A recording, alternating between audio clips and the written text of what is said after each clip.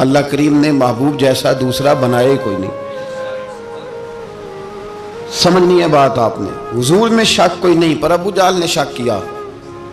نبی پاک میں شک کوئی نہیں پر ابو لہب نے شک کیا. حضور میں شک کوئی نہیں پر عتبہ عتیبہ شیبہ ان کا شک آخر تک نہیں گیا. حالانکہ حضور میں کوئی شک دور کرانے بھی آئے تو شک نہیں گیا.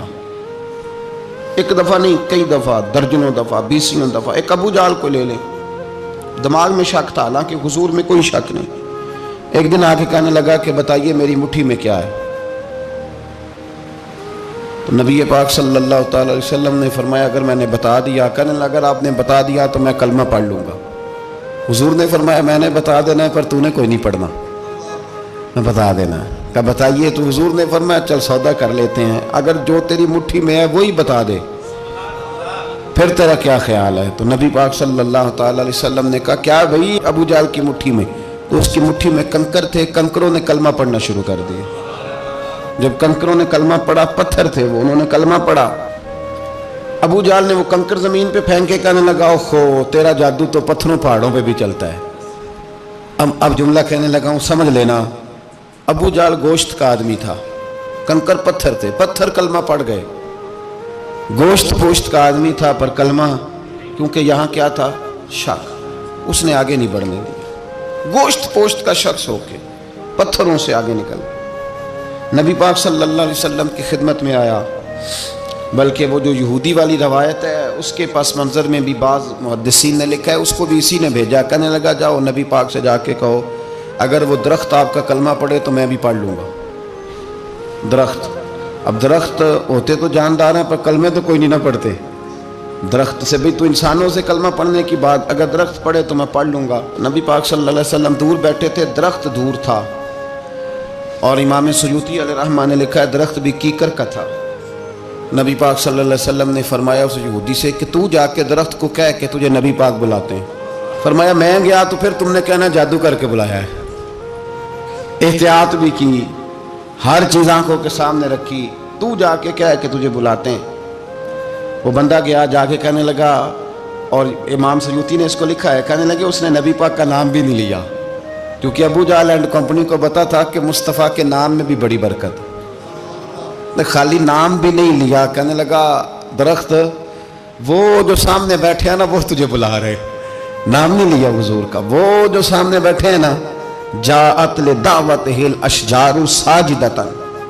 امام بوصیری کہتے ہیں درخت آیا اور سجدہ کرتا ہوا, زمین چیرتا ہوا آیا. کس طرح آیا؟ پہلے آگے جھکا, پھر پیچھے جھکا, دائیں جھکا, بائیں جھکا. یہاں بھی لکھنے والوں نے لکھا ہے کہ وہ نہ درخت اپنی جڑیں اکھیڑ رہا تھا.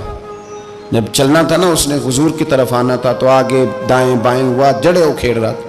لیکن ہمارے استاد جب ہمیں یہ روایت پڑھایا کرتے تھے تو کہتے تھے جڑیں نہیں اکھیڑ رہا تھا. جب اس نے سنا مجھے نبی پاک نے بلایا تو اسے وجد ہو گیا تھا, وہ جھومنے لگ گیا تھا, جھوم رہا تھا. حضور نے مجھے بلا لیا, جاءت لدعوتہ الاشجار ساجدۃ. تو درخت آیا, اس نے آ کے نبی پاک کو سجدہ کیا. لکڑی کا بنا ہوا درخت ہے, سجدہ کیا. سجدہ کرنے کے بعد درخت اٹھا اور اٹھ کے اس نے نبی پاک کا کلمہ پڑھا. وہ جس کو ابو جہل نے بھیجا تھا نا یہودی, وہ درخت کی حالت دیکھ کے کلمہ پڑھ گیا. وہ کلمہ پڑھ گیا, لیکن یہی بے ایمان کہنے لگا اوئے ہوئے ان کا تو درختوں پہ بھی جادو چلتا ہے. لا ریب فی, شک قرآن پاک میں, لیکن اگر بندے کے دماغ میں ہو اس کا علاج ہے کوئی, ادھر ہی شک بیٹھ جائے. میں شادی مثال دیتا ہوں کہ سامنے دیوار صاف ہو لیکن گرد اگر آئینے پہ پڑی ہو, دیوار صاف کرنی چاہیے کہ اینک کا شیشہ صاف کرنا چاہیے؟ ساری زندگی لوگ دیوار صاف کرتے گزار دیتے, ساری زندگی تراش خراش کرتے گزار, اپنی مرضی کی پینٹنگ کرتے گزار دیتے ہیں, پر اپنی آنکھ کی پتلی صاف نہیں کرتے. آنکھ کی پتلی صاف نہیں کرتے. کسی نے حضرت رومی سے کہا تھا حضور دنیا میں کوئی اچھا ملتا نہیں. فرمانے لگے تھوڑا رونا شروع کر تاکہ تیری پتلیاں وضو کر لیں, وضو کر لیں. وہ انہیں پتہ چل جائے کہ کتنے صاف ستھرے لوگ دنیا میں پائے جاتے ہیں. تو بھائی شک. ابو جہل پھر آ گیا, کہنے لگا اگر آپ چاند کے 2 ٹکڑے کر دیں تو میں کلمہ پڑھنے کو تیار ہوں. اچھا یہاں بھی بڑی مزے کی بات ہے. اللہ نے پہلے کہہ دیا نبی پاک کو کہ ان الذین کفروا سواء علیہم انذرتہم ام لم تنذرہم لا یؤمنون، محبوب یہ جن کی قسمت میں کفر ہے نا، آپ انہیں ڈرائیں چاہے نہ ڈرائیں، یہ ایمان نہیں لائیں گے۔ کنکروں نے بھی کلمہ پڑھ لیا، درختوں نے بھی پڑھ لیا، سارا کچھ ہو گیا، اور اللہ نے بھی کہہ دیا کہ محبوب اس بے ایمان نے کلمہ نہیں پڑھنا، پر حضور نے فرمایا یہ پڑھے نہ پڑھے ہم نے میدان نہیں چھوڑنا، جتنی دفعہ آئے گا نا ہم اسے ضرور معجزہ دکھائیں گے، جتنی دفعہ آئے گا ہم کیوں میدان چھوڑیں۔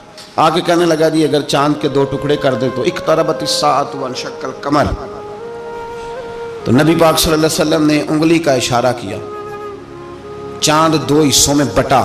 کوہ صفا ایک پہاڑی تھی مکے میں، آدھا ٹکڑا پہاڑی کی اس جانب ہوا، آدھا اس جانب، یعنی وضاحت کی اللہ کریم نے کہ ایسے نہ ہو کہ یہ کہہ دی وہ تو ایسے بالکل شک ہوا تو مل گیا، پتہ نہیں میری آنکھوں پہ جادو ہو گیا، ملا ہے کہ نہیں ملا۔ جب ٹوٹا تو حدیث پاک میں آتا ہے کہ آدھا چاند کوہ صفا کی ادھر گیا اور آدھا تو پہاڑی تھی، چاند نیچے آیا، پہاڑی کے گرد گھوما، آگے جا کے ملا، یعنی وقفہ دیا گیا باقاعدہ دیکھنے کا، سمجھنے کا۔ پوری دنیا میں جتنے لوگ اس وقت چاند دیکھ رہے تھے، ہندوستان تک روایتوں میں ملتا ہے کہ لوگوں نے گواہی دی کہ ہم نے چاند ٹوٹتے دیکھا ہے۔ زمانہ مان گیا، لوگوں کی چیخیں نکل گئیں، لوگ قدموں میں گر گئے، پر وہ جس کے دماغ میں شک تھا نا وہ نہیں مانا، شجر و حجر پہچان گئے، پر انسان کی نظروں میں شک ہی رہا۔ دنیا میں سب سے مجبور، کمزور، بزدل، کم فہم بندہ وہ ہے جس کے دماغ میں شک ہے، سب سے کم فہم آدمی، اس کی فراست روحانیہ زیرو ہے، وہ ایک ناکام شخص ہے، اس کو کسی پہ بھی شک پڑ جائے، کسی پہ بھی۔ ہم نے دیکھا ہے جو عورت اپنے مرد پہ شک کرنے لگ جاتی ہے اس گھر کا کوئی علاج ہی نہیں ہوتا۔ جو شکوہ کرتی ہے روٹی کا، پیسوں کا، وہ کسی دور میں مسئلہ اس کا حل ہو جاتا ہے۔